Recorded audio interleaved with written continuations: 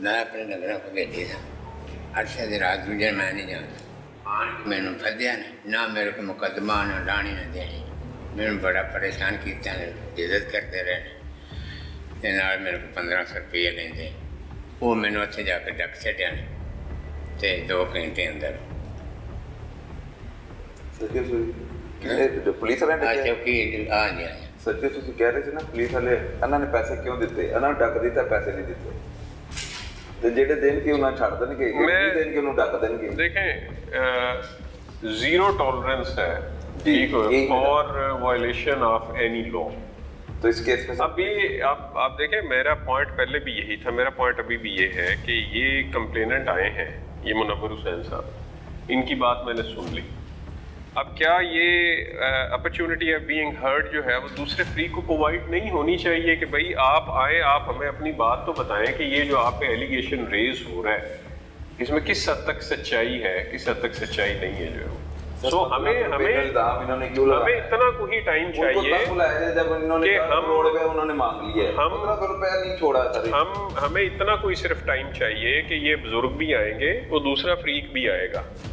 ठीक है दोनों की आपस में क्रॉस क्वेश्चनिंग हो जाएगी। ये अभी आपके पास वन साइडेड स्टोरी है जो मैं आपको बात एक बार बार आपको रिपीटेडली मैं आपको एक चीज़ बता रहा हूँ सिर्फ ये आप समझ रहे हैं कि पुलिस वाले बड़े सुलझे हुए हैं। नहीं मैं कभी नहीं मैंने कभी इतने बुलंदोबांग दावे नहीं किए बट पॉइंट ये है कि पुलिस वाले के पास अपॉर्चुनिटी ऑफ बीइंग हर्ड का कोई इख्तियार नहीं है उसका कोई राइट नहीं है उसका कि उसको भी सुन लिया जाए। अगर सुनने के बाद शुरुआत निकल आता है पुलिस वाला तो उनके साथ क्या होने वाला है उनके अगेंस्ट डिसिप्लिनरी प्रोसीडिंग्स इनिशिएट होंगी। किस दफा के तहत पर्चा नहीं पर्चा नहीं मैं आपको ये भी होना चाहिए सर जी भत्ता मांगा जा रहा है नहीं भत्ता नहीं मांगा जा रहा ना देने की जरूरत है भत्ता नहीं मांगा जा रहा है ये अभी सिर्फ मैं अगेन आपको कह रहा हूँ कि अगर हो जाए भत्ता जो है वो उसको डिफाइन आप हमाद तभी कर सकते हैं जब आप दूसरे फ्री को सुनेंगे तो मैं तो बगैर सुने आप नहीं कह सकते चौकी बुला लें तो वो तो आ गया ये अपने सामने भी आप सामने रखना चाह रहा हूँ मैं भी झूठा हूँ तो मैं भी नहीं हम कर देते हैं ना जी ठीक है जी आप बुला लें जी इनको भी बुला लें जी ठीक है मैं डीएसपी सदर को इनके एप्लीकेशन मार्क करने लगा था नहीं इधर ही करते हैं छोटे छोटे मामले ही ਤੁਸੀਂ ਪਤਾ ਕੀ ਕਰਨਾ ਹੈ ਜੀ ਤੁਸੀਂ ਇਹ ਜਿਹੜੀਆਂ ਸਾਰੀਆਂ ਚੀਜ਼ਾਂ ਇਹਦੇ ਵਿੱਚ ਲਿਖੀਆਂ ਨੇ ਨਾ ਜੀ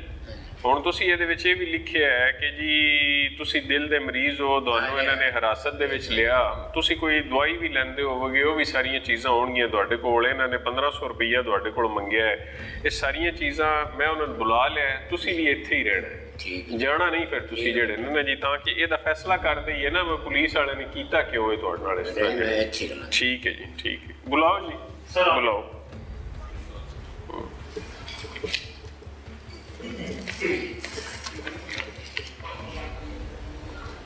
ਤੁਸੀਂ ਪਹਿਲਾਂ ਵੀ ਆਏ ਹੋ ਮੇਰੇ ਕੋਲ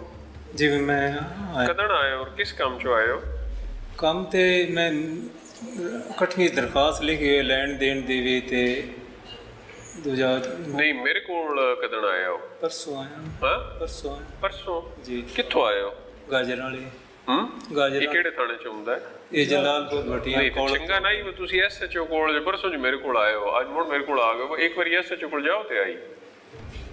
ਸਰ ਜੀ ਨਹੀਂ ਬੁਲਾਉਂਦੇ ਕਰਦੇ ਨਹੀਂ ਇਹ ਕਿਹੜੀ ਗੱਲ ਹੈ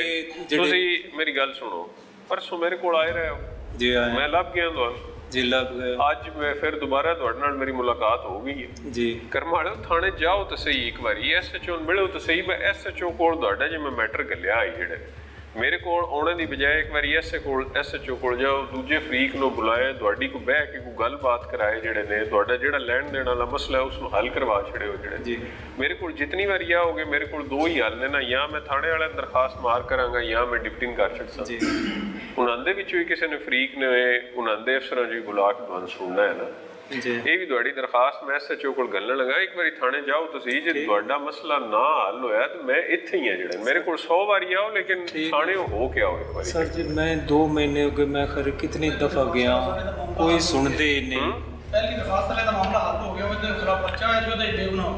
ਜਾਂ ਇਹਨਾਂ ਵੀ ਮਾਮਲੇ ਹੱਲ ਹੋਏ? ਮੈਨੂੰ ਸਮਝ ਆ ਗਈ ਨਾ, ਮੈਂ ਇਸੇ ਤੋਂ ਤੇ ਮੈਂ ਉਹਨਾਂ ਦੀ ਹੁਣ ਸ਼ਕਲ ਤੋਂ ਵਾਕਿਫ ਆ ਨਾ, ਮੈਨੂੰ ਇਤਨਾ ਕਿ ਯਾਦ ਰਹਿ ਜਾਂਦਾ ਬੰਦਾ ਜਿਹੜਾ ਦੂਜੀ ਤੀਜੀ ਵਾਰੀ ਮੇਰੇ ਕੋਲ ਆ ਰਿਹਾ ਜਿਹੜੇ ਨਾ ਮਸਲਾ ਹੱਲ ਹੋਇਆ ਤਦ ਹੀ ਤੋਂ ਥਾਣੇ ਜਾ ਨਹੀਂ ਨਾ ਰਿਹਾ ਜਿਹੜੇ ਨੇ ਕਿ ਜੀ ਇਹ ਵੀ ਮੈਂ ਇੱਥੋਂ ਮਾਰ ਕਰਵਾ ਕੇ ਤੁਸੀਂ ਥਾਣੇ ਜਾਓ, ਠੀਕ ਹੈ ਜੀ, ਥਾਣੇ ਹੀ ਤੁਹਾਡਾ ਮਸਲਾ ਹੱਲ ਹੋਣਾ ਔਰ ਹੋਏਗਾ।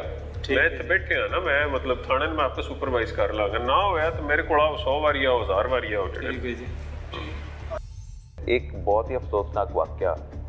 हाफजाबाद में थाना कसुक्की के हदूद में पेश आया। मियाँ बीवी के साथ एक ऐसा खेल खेला गया, ऐसा घिनौना खेल, जिसके बाद वो मुर्दा लाश की सूरत में ही हमें माशरे में नज़र आएंगे। तो तमाम तर मुलजमान गिरफ्तार हो गए, मारे गए या कोई बच गया? नहीं, इसमें ये इंसिडेंट आपने बिल्कुल सही कहा कि इस इंसिडेंट की जितनी भी मजम्मत की जाए उसमें दूसरी राय नहीं है। ये इनिशियली इंसिडेंट हुआ था 25 अप्रैल 2025 में, और इसमें जब हमारे पास 3 जून को FIR हुई तो उसके बाद से लेके आज तक उसमें 3 एक्यूज जो है, जो नॉमिनेटेड एक्यूज थे, वो पुलिस इनकाउंटर्स में एलिमिनेट हुए हैं। एक एक्यूज्ड अभी बाकी है जिसके ऊपर डिस्ट्रिक्ट पुलिस भी काम कर रही है, दिन रात काम कर रही है, और जिसके ऊपर CCD भी इंडिपेंडेंटली काम कर रही है। तो मुल्ज़म की गिरफ्तारी मुमकिन नहीं हो पाई। मुल्ज़म इतना चालाक है कि वो पुलिस को चकमा देकर फरार होने में कामयाब हो गया, रूपोश हो गया, कहीं छुप गया है। और एक ऐसा ख़तरनाक मुल्ज़िम जो मियाँ बीवी के सामने मियाँ की बीवी को रेप करता है, इज्तिमाई ज़्यादती करते हैं बल्कि, और फिर उनको भी मुबाशरत के लिए मजबूर किया जाता है, और वो एक वीडियो भी बना लेते हैं। तो वो माशरे में जो जिंदा है वो किसी और को भी नुकसान पहुंचा सकता है। एक तो आप क्वेश्चन बड़ा रेलिवेंट है, इसमें मैं एक चीज़ आपको ज़रूर ऐड ऑन करना चाहूँगा। इसमें जो चारों एक्यूज थे, चारों एक्यूज को मैं इक्वली रिस्पॉन्सिबल समझता हूँ। इसमें अगर आप मुझे ये क्वेश्चन करेंगे जी मास्टरमाइंड कौन है, तो शायद मेरे पास उस चीज़ का कोई जवाब नहीं होगा। उसकी रीज़न है, उसकी रीज़न ये है कि at the time of incident चारों एक्यूज्ड वहाँ पे मौजूद, at the time of incident चारों एक्यूज उन्होंने इस कपल को हरास किया, उन्होंने अनफॉर्चुनेटली सेक्सुअल जो है वो इंटरेक्शन इनके साथ कमिट किया, इन्होंने इनकी फिल्मिंग की। तो आप अगर मुझे ये कहें कि जी मुझे डिफरेंशिएट करके दे दें कि जी इसका क्या रोल है, इसका क्या रोल है, मैं पर्सनली ये समझता हूँ कि चारों के चारों 100% गिल्टी है। उसमें से जैसे मैंने पहले कहा कि 3 जो है वो उस केस की हद तक वो 3 जो है वो पुलिस इनकाउंटर्स में एलिमिनेट हो चुके। एक जो है वो उसके लिए जितनी बेस्ट पॉसिबल एफर्ट्स हैं जी वो चल रही हैं, और उसमें मैं पर्सनली ये समझता हूँ कि CCD अपनी जगह के ऊपर बहुत जेन्युइन एफर्ट्स कर रही है, डिस्ट्रिक्ट पुलिस भी अपनी जगह के ऊपर एफर्ट्स कर रही है। जो चीज़ें हमारे पास सामने आती हैं इंटेलिजेंस के हवाले से, टेक्निकली कोई चीज़ हमारे सामने आती है, तो वो उस पे किसी किस्म का ना कोई डिले है और ना ही हमें ये केस भूला है। इसमें हमारी पूरी कोशिश है कि इसको हम लोग 100% इस केस को हम लोग वर्कआउट करें। सर, जो चौथा मुल्ज़िम अभी तक पुलिस की गिरफ्त में नहीं आया, उसका नाम क्या है? इकराम नाम है उसका। इकराम मांगट जी, आई थिंक। तो क्या वो मुल्क से बाहर तो नहीं चला गया? मेरे पास जो अभी तक की इंफॉर्मेशन है वो कोई इस तरह की इंफॉर्मेशन नहीं है, बिकॉज मैंने आपको बताया ना कि क्या उसका पासपोर्ट आपके पास है? जो उसका ट्रैवल डॉक्यूमेंट है जी वो हमारे पास है। तो